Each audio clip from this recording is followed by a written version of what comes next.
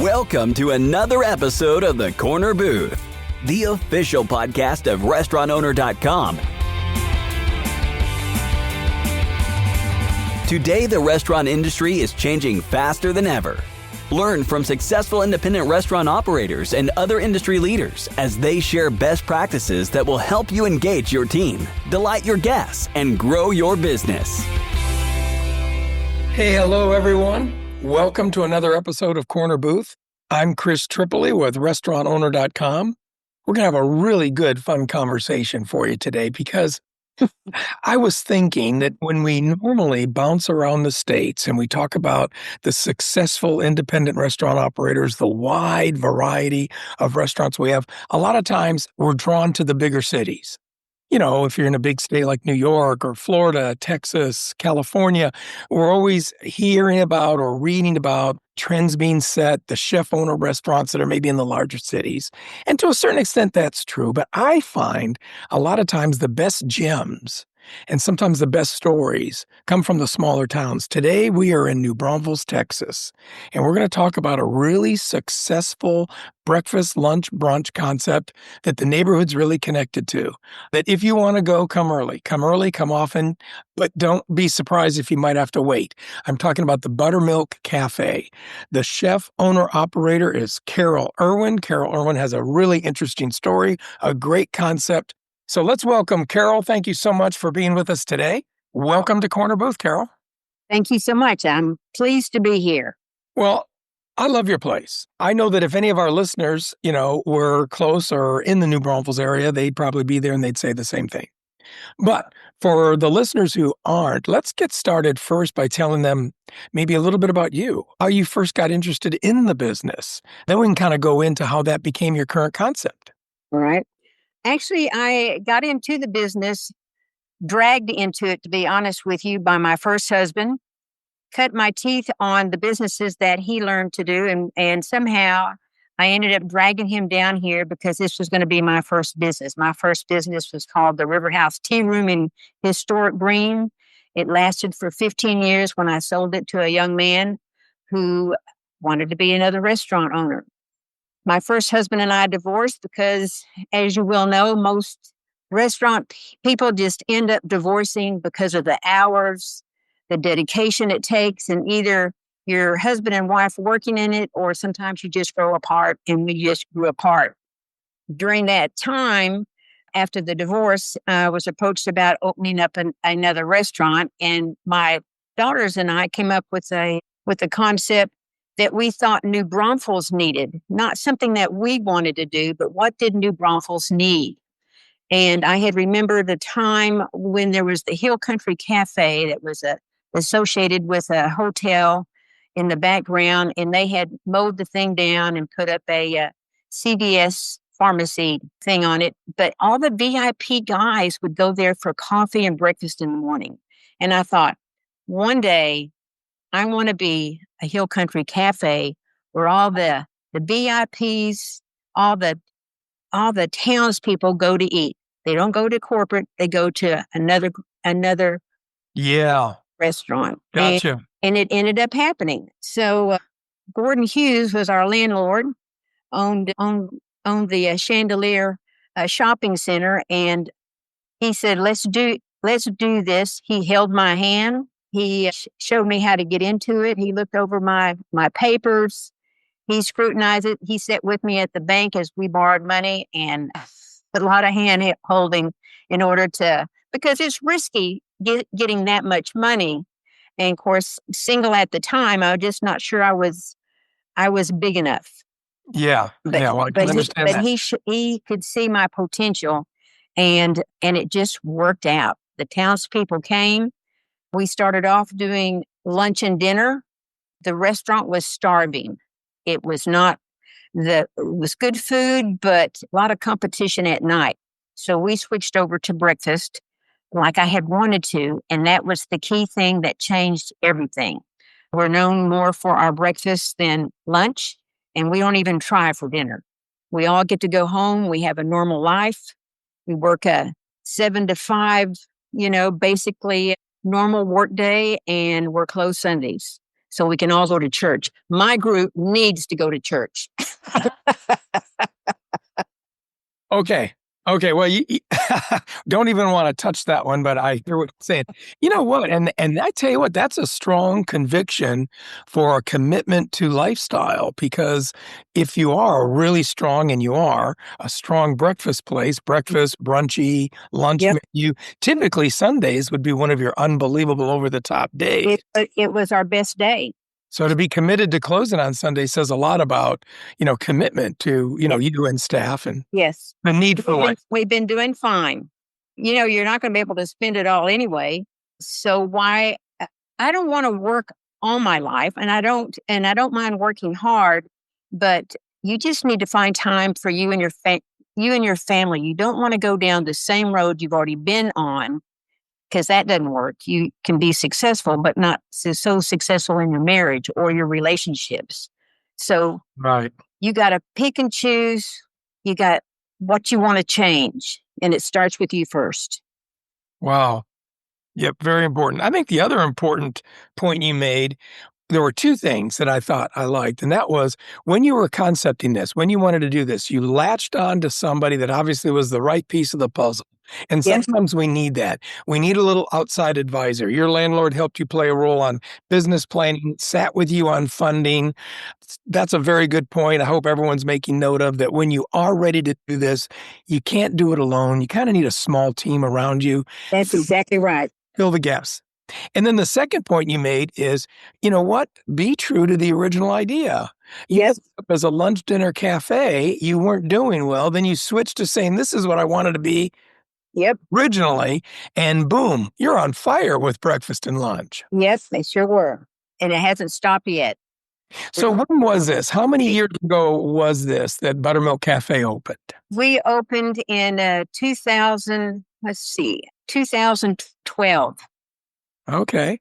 So, yeah, so Yep. it's been, Set up 7/11 was our opening day, 2011. 2011. So we've been here, 14 years? Is that a good math? Where's my calculator? Yeah, The days run together. Yeah, it does. You lose time when you're having fun, but yeah, really to go, to be around for 15 years is a strong note. Can you describe a little bit of the Buttermilk Cafe? We know that it's in a shopping center because you told us that, but how about the size, seating capacity? Do you have private dining facilities for family parties? How do you operate? Well, it started off just a little smaller when we first occupied the space. It was probably about 3,000 square feet. And Mhm. a restaurant happened to have been there originally, but his wife had passed on and he wanted to do something different. And so we occupied that space. About 4 to 5 years into it, we expanded the dining area because we were already on an hour to an hour and a half wait when we began the breakfast part of it. And my landlord said, your next door neighbor's moving out. I want you to expand to that. Okay, hand holding again, nervous Ninny here. But I knew what kind of note I could handle. And we made it work with the bank, and took a little while to get started. So now we have about 45, not quite 5,000 square foot restaurant with kitchen. Sometimes we do private parties. There is definitely a call for it, but I don't like to do them on weekends. Okay. Because weekends are the toughest. You're just full from the time you open at 7 till you close at 2. And private parties occupy a lot of time and a lot of space and a lot of kitchen attention. And I don't want to sacrifice the daily guys that come in. So, Well, that's another good show of, care yes, and concern for the regulars. You're not alone in that. We see that as a good trend that private parties are welcome, but they kind of have to be, I they guess, have to fit me. around hours. Yes. So we'll do it after we close. I mean, but they're going to have to pay a particular fee because I still have to have a full crew. Sure. So if they're willing to ante up, then it's a go, and they can occupy the restaurant up to 3 to 4 hours, depending on what the meal is. But I got to pay the crew no matter what. So it's just a normal work day that's just been expanded. So Well, that makes sense. And out of that 4,600 square feet, you probably seat, what, 150? yes, 160? 50. And if you brought a TV tray, that means we could seat more. I love it. I love it. Maybe that's what the hostesses should start saying. Listen, you want to wait maybe a shorter period of time? Come with a TV tray. We can serve you right here. You got to think outside the box, Chris. Well, you've been doing very, very well, really, since 2011, 2016 with the expansion, more seats. Okay. How about a little bit about the concept? What seem to be the more popular items that people are ordered? Do you have, like some people are doing now with trendy breakfast brunch menus, and that means offer alcohol as well to do Bloody Mary mornings or not? We do have beer and wine. Okay. It's not a big part of our customer base. I, I don't know if it would increase alcohol sales if we had a full bar, but definitely I don't have room unless we expand it again. Yeah. And I don't know if I want that kind of a drinking customer. I usually, when I talk to others, you don't just get those who just want to come in for a cocktail. You get the heavy drinkers. So I don't want to mess with that. Good. I'm Well, it wouldn't necessarily be a part of your concept. It's a breakfast lunch menu, really good brunchy. Even in the concepts that I do see that offer alcohol in this particular concept, they don't do like a setup bar, not a full bar. They don't even have bar stools or bar customers. It's just meant to sell to the tables. And they don't have promotions on things like breakfast-related drinks, mimosas, Bloody Marys, things of that nature. But it certainly isn't meant to be a bar. But you probably do a little bit of that, I guess, with beer and wine. Well, we sell what we call bloody beers, which is the beer of their choice, and the zesty zing zang. What I think that's what that's called. And then we'll sell lots of mimosas, whether it's traditional or pineapple or cranberry, that goes along with the juices that we already carry. So we will sell quite a few of those, or just bottles of champagne if somebody's having a special day. So that works for us. Do we have a bartender? No. The man who makes the salads mixes the drinks. I love it. There's no bartender tip out. I love it. That's a good example of cross training. What's your position? Well, I'm pantry and bar. That's exactly right. And yes, they have to be TABC certified. So, Sure. but that's not all to do. What's the approach to food at Buttermilk Cafe? I know that you are a certified chef, so maybe you could talk about how you did that in addition to already being in the business, getting in, operating restaurants. How did you go about the culinary training required, and then how did that, I guess, impact how you approach your menu? Well, I'm not sure if it's training or not. However, being in the food business, or just being a people watcher before I was ever in the food business, the first thing you need to concentrate is, what does the customer want? I mean, because that will drive anything. So you need to find out first, what are their immediate needs, and then you can expand on that. It's kind of like selling a car. You got a body with four wheels, but now it comes with a radio. So Right. that's my philosophy in it. You can meet their basic needs, but how are you going to do your plate presentation? What else might trigger something else? Like, for instance, we do bacon and eggs and biscuits, but we introduced a strata. Not every restaurant has a strata. Fact is, I only know that I'm the only one. But because of my background, I know what that is. It's an egg dish, and it's baked in an oven. So we've got our pantry set up so that we bake those to order. So it's to provide something different that they want to try, and it works well. Quiche isn't always sold at breakfast places, but the ladies love quiche, and they like a variety. So it's just appealing to the customer. They could get bacon and eggs at home. So what are you going to make them come out to find? Exactly. Again, so what I'm hearing, and I think you're right on target with what people need to know, is that when it comes to menuing, you've got to deliver what the customer wants. The more you understand the Yes, profile that you're attracting, you want to hit what the customer wants. But then I guess your rule number 2 is then tell your story. You put a little spin on it. yep, Uh, you might put a little uniqueness. That defines your point of difference, because to your point, if it's just good bacon and eggs, heck, you can get it anywhere. You can stay yep, home and make that. So now that makes a whole lot of sense. If I look at your menu again, I can see that, yeah, these are things that you know are popular. The correct. customer likes it. You're working with eggs. You do really good bakery. You've got all kinds of pancakes, but they will look a little different. And you will put your own spin on things. That's true. Exactly true. What Just seem to be the house specialties? What do people, seem to like most about your place? if you're talking about menu, the thing that sells the most are 3 eggs, bacon, potatoes, toast.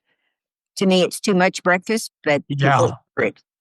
I don't know that they can eat it all, but that's what they want. The next thing that is ordered a lot is chicken and waffles. Yeah. That's also a good item. We've tried different kinds of chicken. We've tried getting chicken breasts. We're cutting it into our own strips, putting our own batter and twist on it. And we've even used a commercial chicken breast that's already comes battered and you just fry it up. The customers know when it's not made by scratch. And that's my customer. So I we may have tried the box stuff, but we went back to giving them that extra little special twist of having it.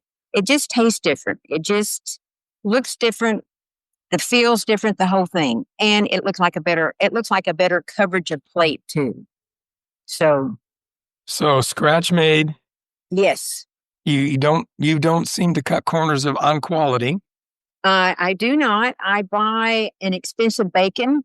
I keep trying to find an inexpensive bacon, but it just doesn't work out. Wouldn't it be nice if we could actually find less expensive items that we Well, still liked? that's good. Even eggs. I can't even just use a white egg. I have to use a brown cage-free egg. Not that the customer's demanding that, but that's my issue. I like the way the eggs come from underneath the chicken. And it's a bright orange, it's not a pale yellow. So that's already a color pop and it tastes just a slightly different, or maybe it's my imagination. I don't know. But I got the crayon. That's how I want to color it. I like that. I like it. So then do you have, let's moving from food to a little bit about the operation, the idea of developing, implementing day by day to maintain your business and maintain your standards. What type of a team did you develop around you? Other managers, shift leaders? How is it that you're structured in order to get what you want done consistently? Well, you're probably not going to like the answer, but starting off, there was no structure. I was being led. And so you either learn quickly, which I did, and take over, or you're just gonna die on the vine. But but I did have starting off, I had another executive chef there in the kitchen, so I could operate the general business because you could just wear so many hats and they're all going to fall off if you got too many hats on. So, and I did have some good front of the house managers, and somehow we just made that all happen. My first executive chef, when we were working on the menu, he and I would collaborate his input on his take and how we developed the recipes. I mean, you would have thought that with our background, we would have been a little bit more organized and walked in with our cookbooks and ready to go. Oh no, that that would require a whole other class we didn't take. No, we just started cooking. I don't even know how to. I wish I could tell you how impressive I am, but we just started cooking, and made the changes as we go along. We still cook like that. Mhm. But not necessarily, it's a plan that we still cook from the hip. And why is that? Because things have changed in what you get in the back door. The quality is changed. I've even grown to that. I'm only going to buy brand products that I know and trust. I can't just trust the label from the rep brand. Right. I have to have if you're buying Fritos, you better be buying Fritos. So those are some pretty good principles to operate by. I know it does help when you have a concept where the hours are limited. Everyone's getting there about 7. You close, I think, at like 3, so everyone is done by 5. Well, we Not actually about hungry. close at 2, and they're usually depending on who it is, done by 3:30. They're home. So that is a little bit easier on Yes, scheduling, yes, management structure. yes. So some of the listeners I don't have, I think, that advantage because they're trying to structure something to have enough supervision and opening and closing and shift change rules and things to last through the whole day and work the evening. So that's a little bit of a break. But truer words were never more spoken. That we get into the business, and the good news is you knew your focus and you delivered on the focus, which was quality.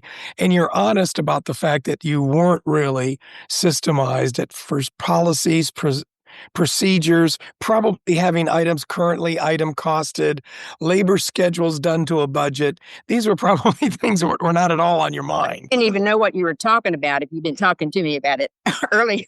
Who are you? Okay, we've all been there. Stuff now. How do you find, however, now that we, move into, say, the current challenges of today's operations, where in order to maintain that quality, most everyone I talk to is very concerned with increasing costs, dairy costs, protein costs, paper costs, any of our to-go materials, things that are imported, avocados. It's a constant worry from what country are products coming in from, and can we maintain the quality without having to really jump up prices. Let's kind of stop there and have you talk a little bit about your philosophy on things like managing cost and setting menu prices. I am probably the worst at setting menu prices. I usually do an increase every other year. I don't do it yearly. I probably should do it yearly, but when I do an increase, you're going to notice it on the menu. I don't nickel and dime people. Okay. You're just gonna have to pull your big girl pants up and just do it. And you may lose some customers who are on fixed incomes. If you're gonna let a dollar make your decision on where you eat, you probably should be eating home anyway. But that's okay. Everybody makes their own decisions. And we are doing menu pricing, so we're already looking at trying to get maybe a smaller menu so that we can fine tune maybe what comes in the back door. There's some things you buy that's only used for one dish. That's not really a good idea. So be fine tuning things like that. Even for the idea to have cucumbers on a salad. If you're not selling enough cucumbers, if you're not selling enough salads, that means your cucumbers are needing to find another place, like you're creating a cold salad to move the cucumbers along. So I don't need to work so hard. So we're trying to refine our menu to do things like that. What was your other question? Labor? Well, those are great steps right there. The idea of cross-utilization, I think that deserves to be underlined. People need to realize that sometimes a more limited menu that is funneled down to what the customer really wants, and you can do really well, is the best way of managing costs. More items on the menu only mean more items in inventory. It doesn't really mean more customers in seats. That's exactly.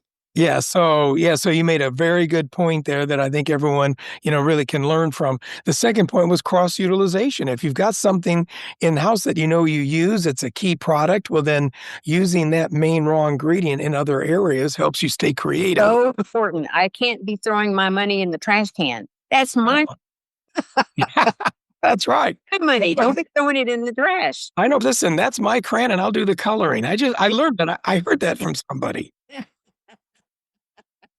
You're a good listener, Chris.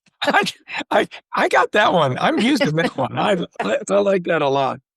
Okay, those are good menu points, but now let's talk about the flip side of that. You got the planning of the menu, the limiting of the menu, the use of the product. Do you stay current with item cost? And is that something that can come off of your point of sales with your, taking a look at what item sales? A lot of people I know are sort of married to that item sales report, and they want to know that their big sellers cost a certain percentage, and they try to keep that percentage current. Is that how you try to work on item cost?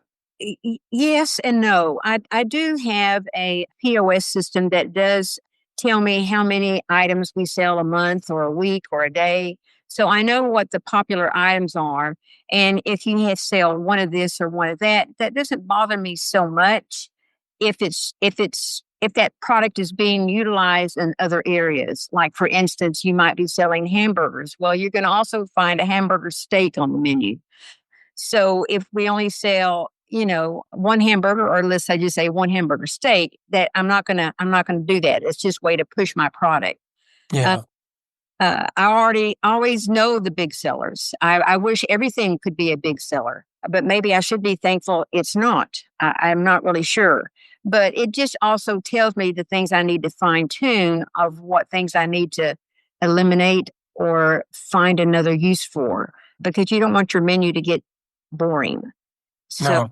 and I do look at food costs. I know when things start rising up on my, I know corporations use it. I don't know what our other small business units use, but I learned to have a Excel spreadsheet with everything that comes in the back door, and I have somebody that inputs what it costs, refigures it so that we know how much food I'm buying, if it's changed whether it's come up or come down. So I know when things move up and move down. Do I change my price menu immediately? No, but it is No. something that I'm cautious of. For instance, like when eggs went up, because I buy an expensive egg anyway, you used to buy white eggs at $35 for 15 dozen. And my eggs, because I use brown eggs, my eggs were $55. That was fine. They went up to as high as $180 per 15 dozen. Holy moly. Now, I didn't raise my price, and I didn't do the charge what other businesses were doing, like charging $1 more for, I think, each egg. I just bid it because that's just too much up and down. I let my customers, they knew there was no price change. And it wasn't going to be forever. If it was going to be forever, we were all going to lose anyway, because nobody's going to be buying eggs. So, and it didn't last that long, maybe 6 weeks. Somehow we made it through, still had a good profit. I don't know how that happens, but it did. So as some things are just short term, some things are longer term. So it's already a better year, even over last year. So Wonderful. See, and that's wonderful to hear. A couple of really good points were made there. Yeah, if we understand our menu and what's selling, if we have a decent markup anyway, then yeah, sure, we're not going to like it when costs spike. But like you were saying, we don't have to react every time a cost spikes. We don't have to do one thing like keep changing menu prices, or another, which is start adding extra charges. Side egg goes up $1. That doesn't feel very good at the customer. I learned that a long time ago, I guess self-taught, with avocados. They have a season. They always go up in the winter season, and they're down in the summer season. So price it at the winter price and just leave it there. Sure. You'll be fine. That's true. That's true. Fine. So let's take a look at another concern that I'm sure listeners have on their mind, and that is the labor structure.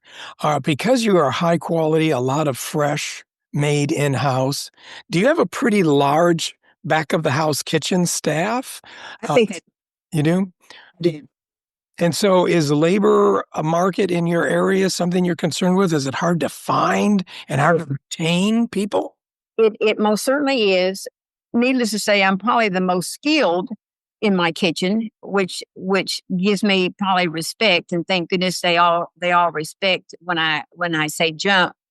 Otherwise, that would be a whole different problem. But I've been able to have and keep chefs that have come from corporations that get burnout because they're open all night long and they don't want those kind of. So I've been able to get skilled people on eggs, and that is a skill in itself, just like steaks are. So I have a good crew like that. I have a crew that some only speak Spanish, and I don't speak Spanish that well. We do a lot of sign language, which I can't talk about, but we understand each other in love. And I have some who have a culinary background. They have gone to school, so they just know the books, and now they're in the kitchen, getting to know what that feels like. Do they? Some don't even have a sense of urgency. They have one speed that can drive me crazy. They don't belong on the hotline, so you need to relocate them to someplace else where the speed fits their mentality. Some people's 100% is not the same as other people's 100%. I don't know how else to describe that. Yeah. Yeah. But it's not only are you trying to hire not as skilled labor, but then you're trying to fit a person into a position that fits their personality. So I just can't go around just firing people just because it doesn't fit, although I do that sometimes too, depending on what all happens, but I don't like to do it. I help them relocate.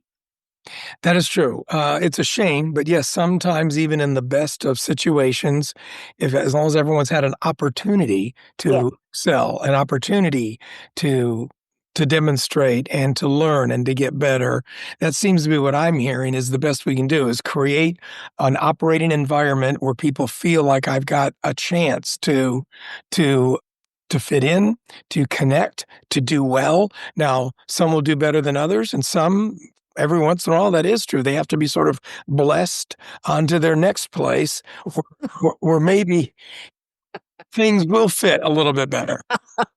Well, everybody will be happier in the long run, for sure. Well, it's some people come in with the background of they are dishwashers, but after talking to them, they've also worked in other areas of the kitchen, but they prefer the dishes because it's less demanding. If a person's happy there, I'm going to be happy for them. It's just finding the right personality for the right job. And I've had people who have been with me. Gosh, my dishwasher has been with me since the beginning. So he's one of my highest paid staff, needless to say. Wouldn't want to lose him. Wait staff that have been with me from the beginning, and some of my kitchen. So it's not always about money. It's probably about being comfortable working with Sam way. What a good point. No, I'm hearing that a lot. People might say it a little bit differently, but I think a lot of hands-on operators are saying that that's one of the key things they've learned over these last few years is that good workers stay. Of course, compensation is important, but I hear that a lot, that it isn't just the money. People are staying if they feel like they belong, they fit, they really like it, they're engaged, they feel appreciated, maybe tested, they're learning. All these other things are just as important as, yes, I get a check every 2 weeks. That's true. And if you treat them, if you have somebody who's had a death in the family, they will get a check to help them if they have to travel. And that it's not a loan, it's just a given. You would do the same thing if it was to a family member. So those are just little tweaks that we do to help people. Yes, they have to prove that they've actually had family that died, but that's usually not, a real issue. They're just, happy to have it so they can fly out to California to be with the rest of the family or whatever. And we have tried to hire 16-year-olds. I don't know if you've heard anything about hiring young staff. That doesn't fit all the time for my cafe. I wish it did, but they don't have mature enough mind yet, or the ones that I've hired, Mhm. that have that sense of urgency. They're not looking for things to do. They have a lot of play in them. And it doesn't really seem to matter how much instruction you give them. They are not wanting instruction. The second thing. So too young of a person in my restaurant doesn't work for us. It's like saying not everybody is my customer. Not everybody's going to like us, and it's okay. It's just okay. Everybody has their favorite. Everybody drives a different car for personal reasons, and therefore, not every customer is my customer. Some people we've had to run off, but that's a whole other thing too. Well, hopefully that doesn't happen very often. No, it does not. But I never feel bad about it. So No. Okay. Well, that makes great sense. It does. And it sounds like if people get in, they're working well with the volume. You cross them. I would imagine people do prep, also work the line. People that work one line position, are they trained to work others as well? oh, most certainly. You have to know, you have to you just have to be ready to drive the truck, or learn how to change a flat. You just have to know how to do that. Sounds good. Cross training seems to work. Oh, I've yeah. heard that not only does it work in that instance where it works for the benefit of the owner operator because they're flexible. That, like you said, everyone knows how to fix a flat. I can move someone if I need to from station to station. We also seem to find that it works to the benefit of the staff person. They feel the more they know, the more they can do, the more valued they are. Most We seem to find that the longer they stay, the better they do. So everybody seems to win. One of the things I also do, I know it's not always practiced in other corners, but I have to be ready to work a position also. Sure. So I better know that position also. Otherwise, I'm just nothing but talk. So I need to show them that I'm willing to scrub a toilet or wipe down a table or carry a tray back or get in the dish pit and help mop, whatever. A lot of owners don't feel like that's their job. To me, behavior is part of your job. You need to show them that you're willing to do it. And this is what you set the bar. Yeah. You set the bar. You're setting the example by doing Yes. that. You're also showing what a sign of support. If the owner jumps in to help bus a table because you're busy, or help run food because you don't want it to sit, or jump on the line because the fry guy's behind. That's exactly right. Exactly. Mhm. You need to do your part instead of just stand there and say, you need to work harder. It's not Well, gonna that's it. Somebody told me that once where it's that like, is not gonna work. They're gonna walk off. that's it. Somebody told me that once that he said, you know what? If you're an owner, that means you're actively walking. You're doing a figure eight all the time. You're looking Yeah. at the customer, you're assessing the needs, and you're working with your staff. If you're just standing there watching, you're a spectator. You're not an Yeah, that's it. That's exactly true. I'm looking at plates. I'm looking to see if, what else do they have on the table? Is it moving? Are they eating it? Or even what's brought back into the dish pit? What's being thrown away? Why? So I'm trying to learn what the customer is eating, what they're throwing away. Why are they sitting unhappy at the table? Did a server not come up to them, or did they just walk in the restaurant unhappy? And now you need to figure out what to do next. So, right. there's all kinds of stuff. Well, can we talk a little bit about acquiring customers? You've obviously done such a good job over the years. You've got a loyal clientele, and congrats to you for doing that. That's the kind of thing that everybody wants to have is a loyal, regular following. But do you find that you've developed that by using certain community involvement? Are there marketing tactics you do? How do you keep your staff, I mean, not your staff, how do you keep your customer base informed? And is one thing working better than another? Most of my staff, my front of the house staff, knows their customer. The customer eventually will say, I want to sit in so and so section. So they know their customer. They to the point even they know what they're going to order before even they have even said it.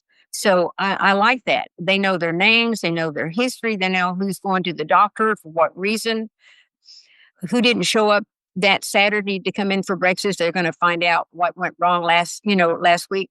So they're engaged. They have developed a relationship with the customer. My husband worked with me out front also. He liked to pour the coffee and talk with people. He was a salesman. He passed away in March, and we definitely miss he was the mayor of the cafe. He would shake hands and kiss the babies. Perfect. I need another one, another guy just like that. But he would pour the coffee, and he would have a table say, well, can you bring me a glass of water also? And RC would say, I'm the coffee guy. I'm not the water guy. So he had the tables laughing, who says that to people? We do. We like to joke with them and tease with them and find out how their day is going. And usually it works out really well for us. There's always some people who say, well, my egg is not right. You never fix my egg like I want it. And I go out there and say, well, why do you keep coming back? There's other places to go to. They can probably do a better job. Obviously, we can. So, like I said, not every customer is our customer. Did they come in mad, or did you make them mad? Whatever. So, everybody's different. Every day is. Well, you mentioned your front of the house staff, and that is true because we didn't talk very much about that. But this is a full service cafe. Hostess greets you, manages the wait list. Yes. Servers and bussers on the floor.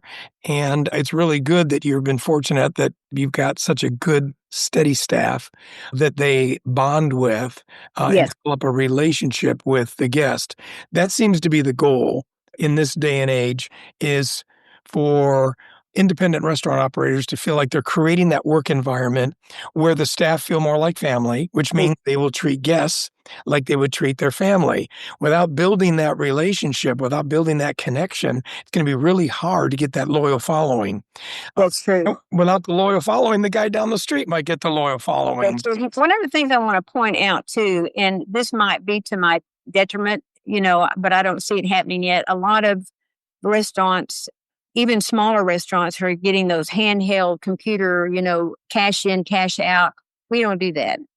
And I also don't have a computer system that have you signed in, or there's an app where you can call in, make a reservation. We don't do reservations. We'll do a call ahead wait. Sure. We know you're coming. We'll put you down on the list before you arrive. You can wait at home and then come in if I'm telling you it's an hour wait. So we don't have any of those electronics because it's been my note, you're less engaged with the customer if you're using too much social media or handhelds. You're not looking them in the face. You're not engaged with them. So we are, I make my servers go back to the computer with all their cards and stuff and run the tickets and talk to them and things like that, instead of just, here, sign this on the ticket and here's an option for a tip. That's too much in my face. I don't like it when it's done to me. I don't say anything because the server can't help it. Somebody else made that decision for him to use that, but we don't do that. We are old system. Maybe because I'm old. I don't care. I'm not going to apologize for it. Well, actually, no, there's a really good growing, trend in that, where people feel like, hey, we're challenged because restaurants are a big, big part of the hospitality industry. Mm-hmm. So one thing that we could slide off the ledge and forget about is hospitality. So we can't allow convenience to take the place of good old-fashioned eyeball to eyeball, like you're talking about hospitality. Yeah. So keeping the tech in the background, keeping the staff very engaged, those are wonderful principles. Mm-hmm. I want to touch on one other principle too and see what you think about this one. And that is, with certain costs that seem to be more increasing than others. There seems to be a trend in some operators to say, let's just show the cost to the customer. If you use a credit card, just charge them the 3% for it. Or let's go ahead and pay our people more, but go ahead and charge the ticket a service fee, or what some people call living wage fee. And so everyone is sharing that cost with us. You probably don't share that opinion, I would bet, do you? Oh, I share an opinion. It's probably been about 2 years, but we swung over to a credit card system that give the customer the option to either pay cash or they can use their debit or credit card, but it's going to be a 3% charge onto them that we're upfront with. And I had to do that. I didn't want to do that, but it became so expensive on the owner's side. For instance, it was nothing to give the credit card people $6,000 to $7,000 a month from fees uncollected.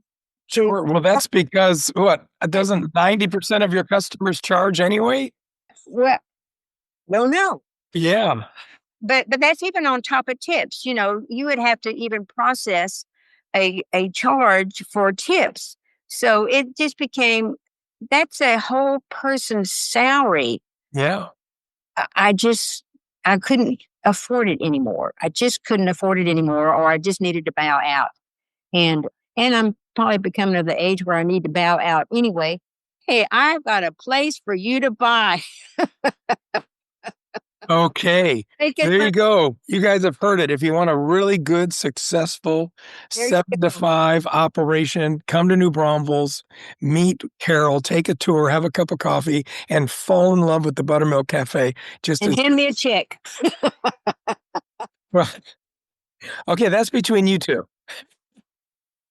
Carol, this has been wonderful. I mean, I hate that we have to wrap up. You are charming.